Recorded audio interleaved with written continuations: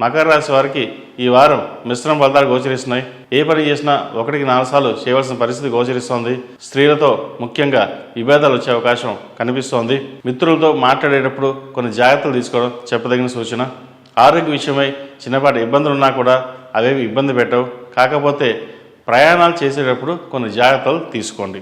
ఉద్యోగం మారాలనుకునే వారికి ఈ వారం అంతగా బాగోలేదని చెప్పవచ్చు. ఉద్యోగ ప్రయత్నాలు కొంచెం నిరాశ అని చెప్పవచ్చు.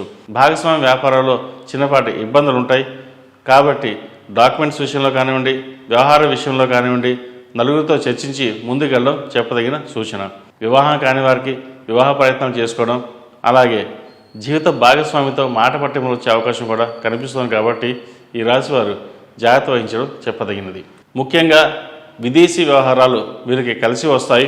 ఈ రాశిలో నిర్మించిన వారికి కలిసి వచ్చే సంఖ్య 9, కలిసి వచ్చే దిక్కు పడమర, కలిసి వచ్చే రంగు నేవీ బ్లూ.